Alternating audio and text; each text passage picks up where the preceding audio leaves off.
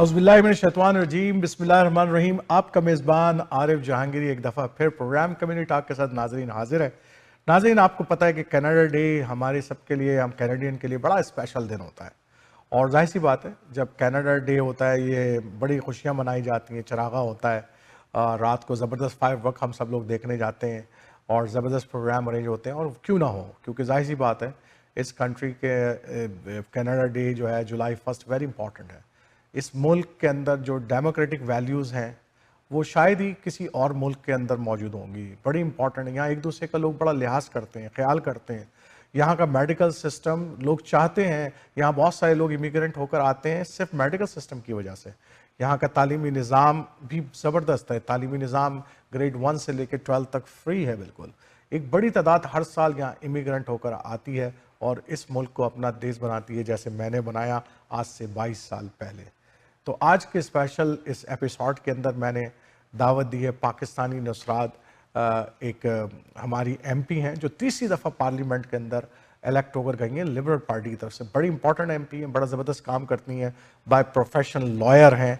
आप लोग जान ही गए होंगे कि वो कौन है। 2015 के अंदर पहली दफ़ा जो है वो अक्टूबर 2015 के अंदर पहली दफ़ा एमपी बनी, उसके बाद सेकंड टाइम अक्टूबर 2019 के अंदर बनी और तीसरी दफ़ा जो है अभी रिसेंटली 20 सितंबर 2021 में वो जो है एमपी बनी है और उनकी ये थर्ड टर्म है। बहुत सारी इंपॉर्टेंट कम्युनिटीज़ को ज्वाइन किया है उन्होंने।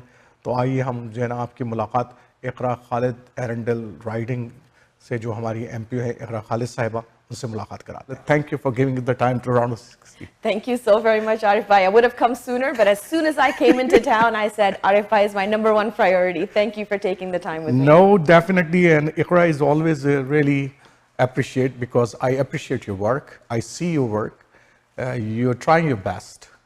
You're giving you 100% what you can give to as a parliamentarian. I read your diaries as well. I read your parliament diary, what you are doing there, how many missions you put it in, how many things you are doing there. So those are all the things, right? So I know that you are trying your best.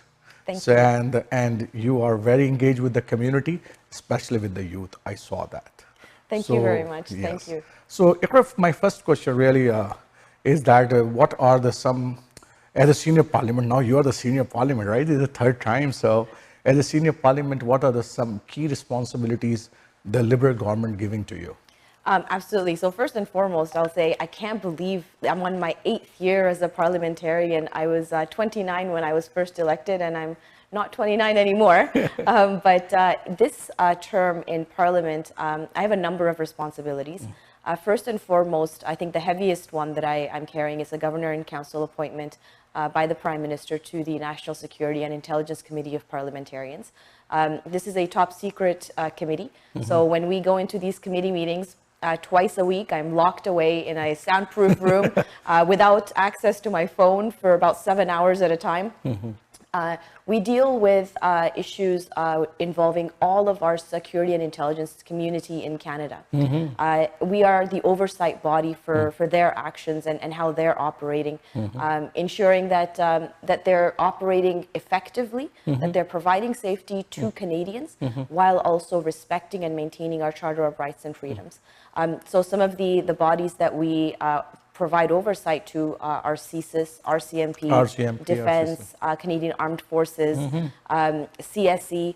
All of these agencies combined together is the security intelligence community in Canada. The second responsibility I have is that I vice chair the Ethics Committee, Access to Information, Privacy and Ethics. And this committee is responsible for a number of things, including lobbying commission, including ensuring that Canadians' privacy is maintained, that they have access to all of the information that they require about themselves, about Canada's history, etc., and ensuring that parliamentarians, that government is conducting itself in an ethical fashion. Ethical fashion. The third committee I am sitting on, it's a temporary assignment, but it's one that I find very interesting, and I'd love to talk more about it. I sit on the Agriculture Committee. Okay. So this committee really is about how is Canada's agriculture, agri-food market being impacted in Canada? Do we have, the cost of food, for example? How do we market our goods across the world? How do we get our goods to market? How do we make sure that health and safety is being maintained in Canada as well? Very, very interesting committee, and it's a new file, so I'm learning a lot on it. And then the last thing is that I'm on the ad hoc committee for the Winnipeg Labs study. If you recall, there was an incident where two scientists were fired from their jobs because of some allegations of some security breaches, which dealing with virology in Winnipeg. So that is, again, another top secret committee, which will be ramping up in the next couple of months as well.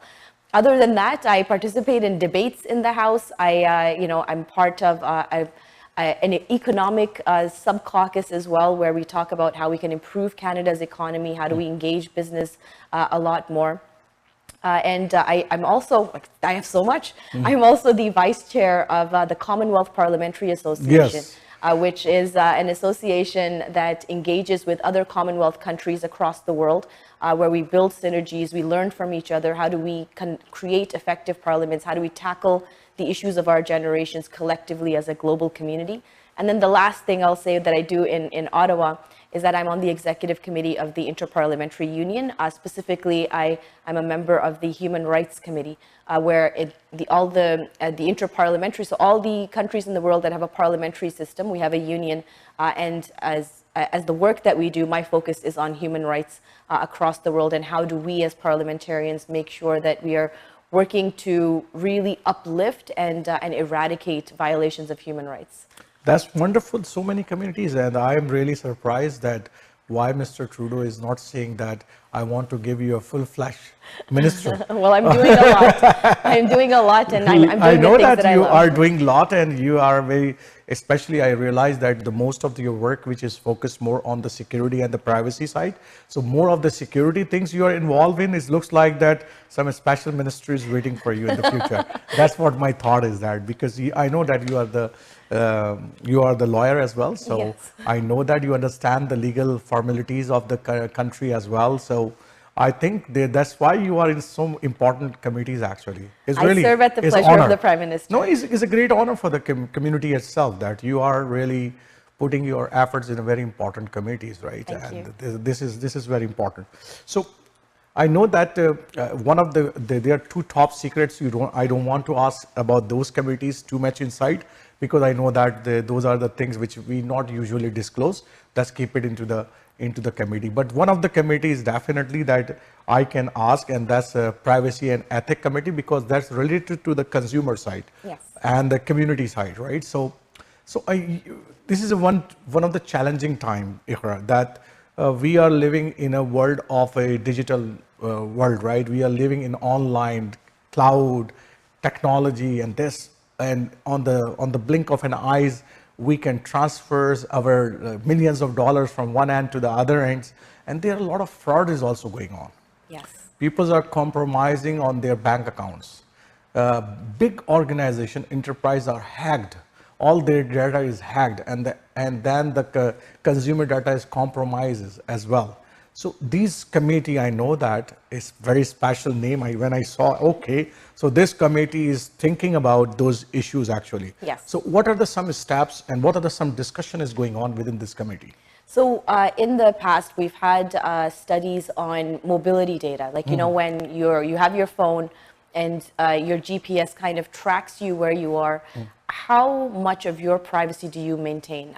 Is that data that is collected, is it aggregated? Is it disaggregated? Is it possible for somebody to look through a list of pinged phones, for example, through a satellite tower to say, Arif Bhai was at this location at this time, what was he doing there? Or whatever question, or maybe I can, advertise to him that it's lunchtime and he should be eating at this restaurant through his Facebook app or what have you.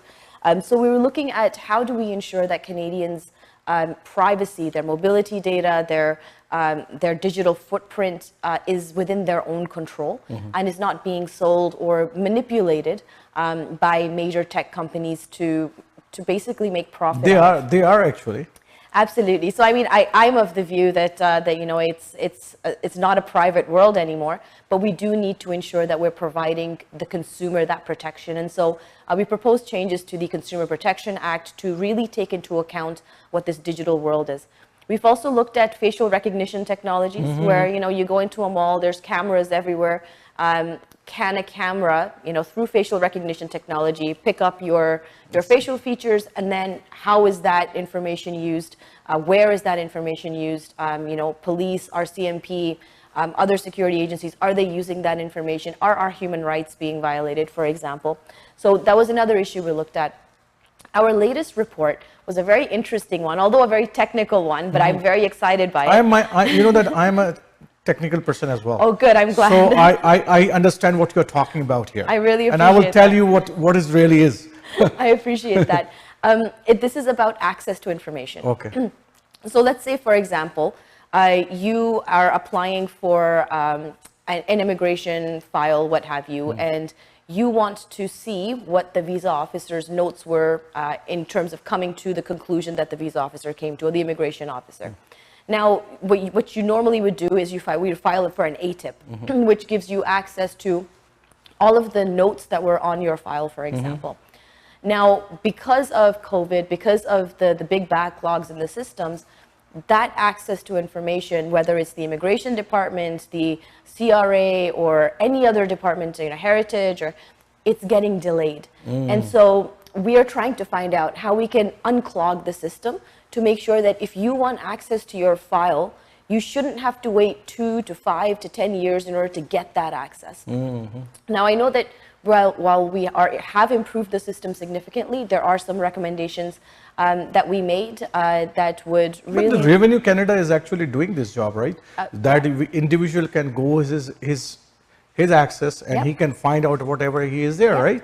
So already the government, some systems are placed there. Some systems are in place. Yes. We need kind of a whole of government to ensure that the whole system is working, right? Okay. So that's our latest report. It was tabled in the House just a couple of weeks ago, and so I'm excited to see what the government response will be. I know that the government and Minister Fortier is taking this very, very seriously. In fact, we've had many conversations about this as well. No, but one of the challenge which is Iqra and everybody is facing. If you go yourself, you can see in a minute, right? This is what I am talking about. If you go in any shopping mall or any particular shop, and you come out from there, and you will go to your social media, you will see the advertisement of that one. Yeah. Right. That's what's going on. That your all data is quickly, because artificial intelligence there's now is. Blink of an eye, they have the algorithm behind, it's working very fast. It will tell you what Iqra Khalid bought. Yeah. And they give you on your social media or about the choices. If you go any website even and try to find something which you want to buy or you want to purchase, they will give you all the details in a minute on your social media that you have these choices. Yeah. So that's very scary. It is, and something for the consumer like to look at. You know, for example, on our phones, we love to use Siri, we love to use Alexa or whatever voice recognition. Yes. I always keep my voice recognition turned off. I always keep my location services turned off. You know, there are privacy and security features that are built in within our phones. Exactly. But we also want the efficiency, right? If I'm having a conversation with you, I think I need some new Eid clothes, right? You'll see, like, you know, a couple of minutes later, you'll open up your social media apps and you'll start seeing, you know, a whole bunch of Eid clothes that will start showing up. To me, that's quite efficient also, because as I'm, you know, time is money in this day and age. If I'm looking, I don't want to have to go shopping. I want the information on my fingertips. And I think a lot of consumers do want that.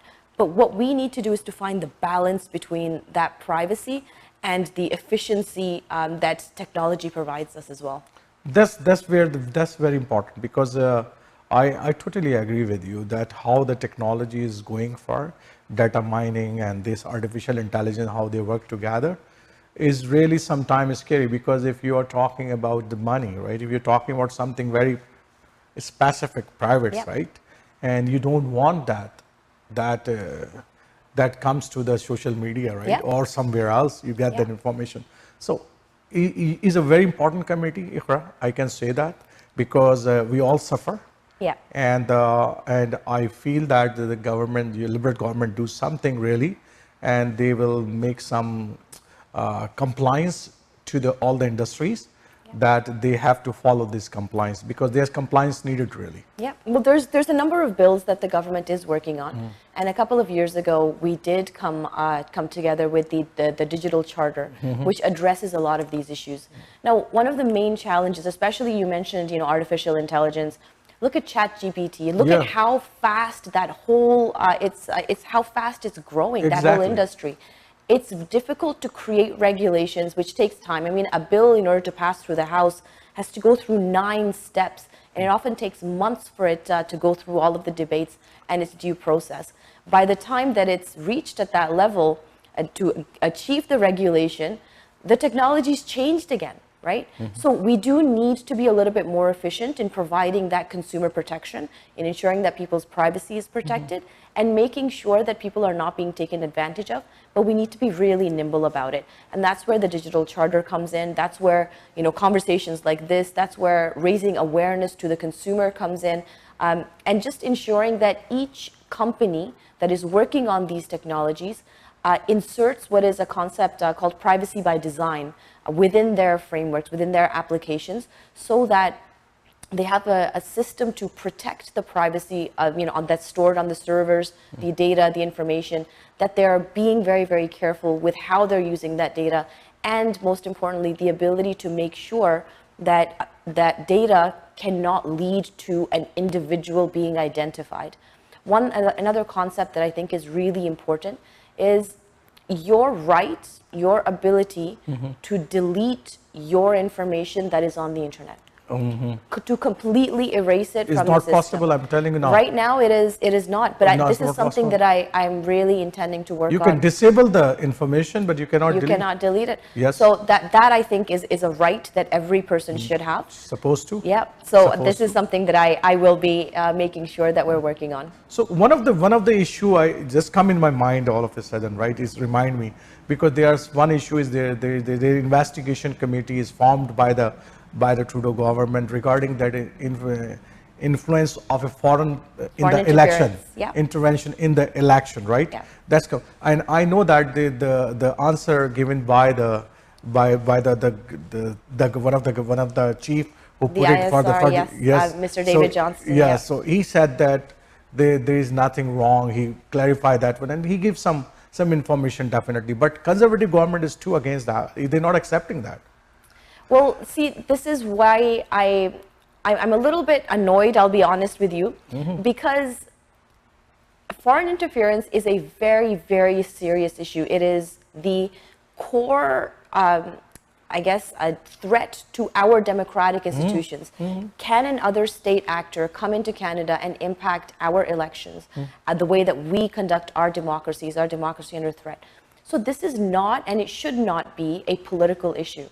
This should not be about, about conservatives. Your government or my exactly. opposition it is about or government. All of us together collectively. So the narrative that the conservative government has really been pushing, the disrespect that they showed this independent special rapporteur who looked into this issue is absolutely disgusting, in my opinion. I think that this is the time that we put aside partisan politics. We come together and say, okay, we don't need to say, let's identify an issue. I take Mr. Johnston's report. I think it was a very, very well-written report. Mr. Johnston is a very well-reputed person. Well-recognized person. He is. Very much so. He is. I think this is the time now where we talk about what are we going to do about it. Canada has always been, because we are such a multicultural country, it's always been an interesting target for a lot of state actors across the world. Now, when we talk about foreign interference, we understand that it's absolutely allowed and legal for a country to send a diplomat to try to encourage someone or to encourage a government that they can aap aise kar le, or this is what's good for us, let's build a relationship this way, lobbying, advocacy. That's always been a lot of lobbying firms working in the United States from different countries. Exactly, and that's absolutely legitimate. Yeah. And they are paid as well. Yeah, absolutely legitimate. Yes. Because in front, right? It's on the table. This is what we are doing. This is who we are. This is what we came here to do. The difference between diplomacy and engaging with other countries and foreign interference is the covert nature. अगर आप छुप के कर रहे हैं ना, then there's something malicious about it, right? Definitely. So we need to figure out that how do we protect our democratic institutions while also maintaining our relationships with the world. This is not a new concept. This has been going on since the formation but of countries. we have to secure our Exactly. democracy. That's how what else we can do, that Exactly. we make sure that if something has happened or we have the doubt about it, Yeah. that we have to make our system more secure. That's the most Exactly. important, I think. Exactly. So, and then it is the job of all parliamentarians. It's not the job of the government only. Is the position Everyone. and everybody who is in the parliament. And I agree with you on that one. There should not be any partition on that one. Yes. So now I know that Liberal Party, one of the important area where they have a good support is the immigrant community all over the country. But in this crunch time after the COVID and all these things, these are very crunch financial time. There are some issues is growing, and I'm reading one of the report. There are seven top of the issues at the moment in the country, and one of them is definitely that the high interest rate. That's because you know that our economy is based on the real estate. Yeah. One of the major factor, the real estate play a vital role in that one. And the interest rate grow means that the people who are investing in real estate, they are really paying more now. And what they are coming, they are the smaller businessmen, they are the medium size of businessmen who investing in that one. They are really facing the huge challenges now. So what your government is seeing that issue? Well, I think you're talking about two issues, and I think you're very right to combine the two together. Yes. I think that first and foremost, Canada is one of the top performing G7 nations, if not the topmost. BNN Bloomberg actually put out a report. You can say. We're beating the US, we're beating Japan, for example, and I think that in light of where we are today, with an inflation rate of 3.2%, where we have the lowest unemployment rate out of all of the G7 nations, we are on an incline. We are going up, and this right now, the moment that we are standing on right now, we have the most record diversified economy that Canada has ever known in its history. In the past, Canada has really relied on the oil and gas. We have really gone through those changes and really tried to make sure that we are not just leveraging oil and gas, we are transitioning into not only clean technology, but we're also ensuring that through for example, the Asia Pacific strategy, we are leveraging our agri-foods, our agriculture, our tech sector all across the world to ensure that we are diversifying, whether it's through CETA or the CPTPP or various trade agreements. We're negotiating one with the UK right now to really build and diversify. The housing piece of it, and you're absolutely right with immigration, as we've committed to increasing our immigration numbers. There's positives and there's negatives. The positives, as we face significant labor shortages, that is our biggest setback right now to really growing our economy at an exponential level. It's to ensure that we rely on immigration to do that. But at the same time, we want to make sure that when immigrants come to Canada, they have the ability to live with dignity, to have access to affordable housing. And that's why in 2015, we announced a 10-year, $82 billion plan on creating a national housing strategy. So far, that strategy has built over 107,000 new units. The reality of the matter is that building housing, is not a federal issue. So I would really, and I've had these conversations with our provincial counterparts multiple times. I would tell you, one of the challenges which your government is facing, 170,000 is just the peanuts, believe me. Yes, you're absolutely right. Right, it's just the peanuts. Because if you see the number of students which is coming from the India is 250,000 students yearly coming, or immigrants coming from India only. Rest of the places I'm not talking about. So there's a huge numbers of the immigrants are coming in the country, and they need the place to live. So I think there is something we are lacking great, right? And let there's me- something you have to ease in your system so people start investing, right, in that You're absolutely sector. right. Because the government cannot do everything. But There's it a would- private sector have to come into and make a right work together with you guys. It's not just the private sector. Yes. It's also this is the sole responsibility of the provincial government. Now we have been able to provide dollars for infrastructure for the to encourage the provincial government to create more housing units. But quite honestly, saying, "Oh, we built 10,000 broom-sized closet, single-person condos," it's not addressing the housing issue. We need to figure out how do we ensure that people that are coming in are not just going into urban centers. Canada is a massive nation. Right now, there is a major immigration deficit in the Atlantic provinces.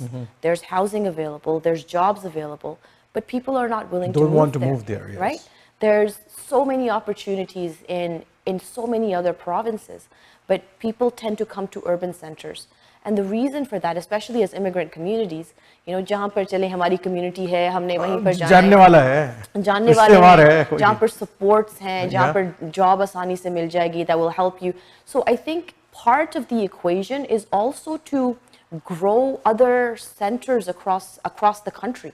To say कि अच्छा चले immigrants यहाँ पर क्यों नहीं move हो रहे? Why aren't they moving to these areas? What kind of resources can we put in those areas to say, you know what, we want to encourage people to move there. Now, there's multiple provincial nominee programs that are doing excellent work, right? We've trying to attract, lots of talent from across the world with different immigration programs. But at the same time, I think the social aspect, I think empowering local municipalities to grow, to grow urban centers in other parts of the country is also a big undertaking that I think the provincial and territorial governments need to come I saw that the Ford government also very much they're talking about the affordability of the housing. They are taking the interest as well. I saw that, and I know that the Trudeau government is also very serious about that, because these are serious, and actually one of the key market which we have, a key financial resource which we have at the moment is the real estate in this country. And there are a lot of people are affiliated with this real estate market. So I think government is serious, but I think it is a little bit late when we wake up. That's my thoughts is. Well, we should have woken up about 20 years ago. Exactly. Right? Exactly. So it's unfortunate that the previous government did not make any investments in this sector That's why I'm at not all. blaming a particular Yeah. government here. I think that this is a lack of interest of many government. Yeah. And definitely now we are in the crisis Yeah. where we have to face and we have to deal with this one. And I give kudos to Prime Minister Trudeau, where in 2015 he created a 10-year plan to say, you know what, we're going to really put in $82 billion over 10 years to really focus on that infrastructure that Canada is really needing right now, so that we can grow our labor market, so that we can grow our population and grow our economy at the end of the day. So another important issue, Iqra, because your government, this is also the third term for the Trudeau government as well. And you are, I know that, well connected with your youth as well. So one of the major issue, I'm sure in many of your around uncles and chachas and everybody, many children of them is already moved to the US, right, after completing their studies. So a brain drain is going on in this country. I myself, at least I can 4 or 5, my friends, very close friends, their children already moved to US after taking a degree from Waterloo or from McMaster or somewhere else. So a huge brain drain is going on. A billion students are going to the south of the border. So do your government is really worried about this, or they are thinking this is okay? I think this is a generational issue. A couple of different things. So maybe first I'll outline what we are doing to support our students. Just in our most recent budget 2023, I was so happy to see this because I've been advocating for it for a very long time. It is to eliminate interest on any student loans on the federal side. So that is now implemented through budget 2023. Very exciting. A lot of students are very happy That's about it. That's exciting news for me as well. It is. It's wonderful.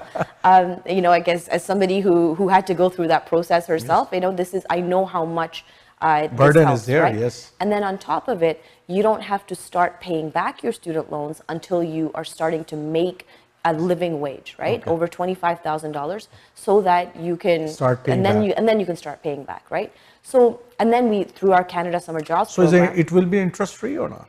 it will, well, it will be interest free, right? Yes, okay. So we're That's the eliminating- important thing. Yeah. That whatever the loan you took it, you have Yeah. to pay back the same. Yes, right? So that's important. Isn't that amazing? Yes, Like, it's amazing. It's amazing. It And that's a helps very students. excellent news, actually. Yeah. And I think one of the election campaign.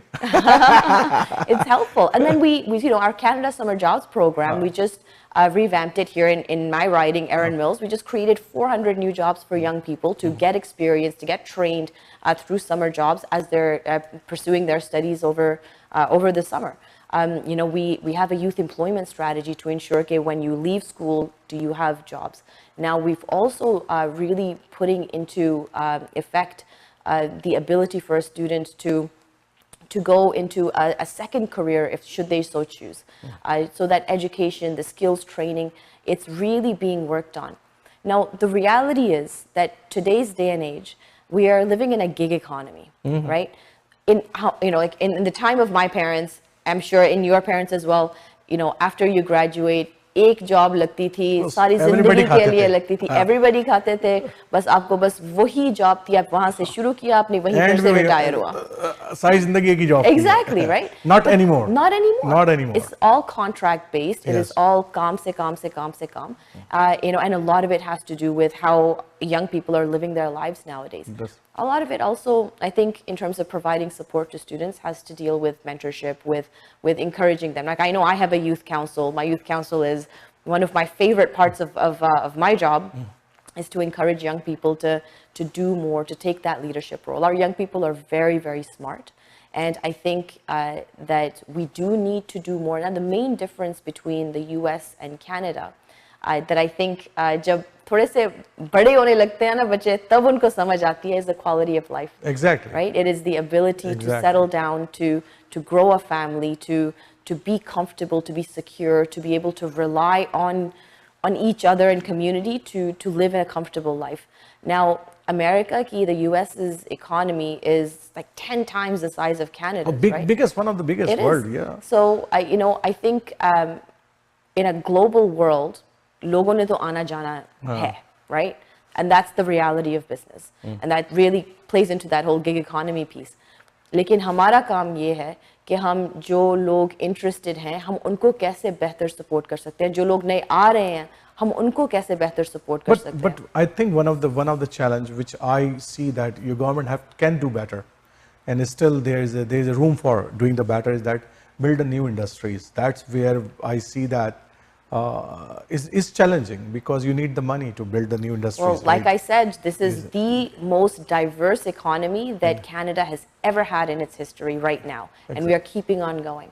I'll give you an example, okay? This is something that I've been pushing with the Agriculture Minister recently, which is now why I find myself sitting on the Agriculture Committee.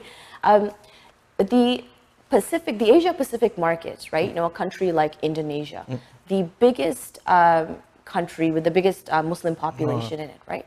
Now, Canada's beef, one of the best in the world. Okay. Now, why can't Canada sell its beef to Indonesia? To the Indonesian market, yeah. Right? Yeah. To the Muslim market, to the Pacific. Yes. Why can't we? Well, because there is no halal certification process, yes. right? Can the community come together and say, hey, government, we and are going to create... a huge opportunity. Right? It's a huge opportunity. It would be phenomenal for us to be able to export our beef, our meats, to Muslim countries that really need it. Yes. Canola, for example. So Indonesia is a growing market, right? They currently use palm oil, which is less healthy.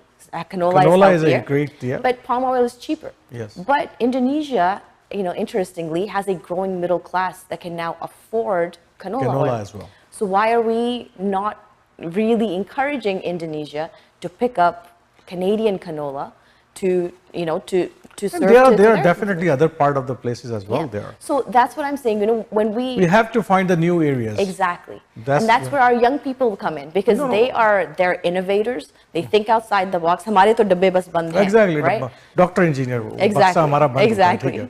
exactly. So अब ये नए बच्चे जो आ रहे हैं, like if you look at the tech sector, you look at hackathons, you look at Collision, you look at so many different incubators, accelerators, where these startups are coming on. I'll give you another example. There's a small company, well, smallish company in my writing called Stormcore. Two young kids in their 20s developed a battery that replaces diesel and oil for forklifts. Wow. And so now they have contracts, and I visited them recently. We, as a government, provided them $4 million to scale up their project, right? Yeah.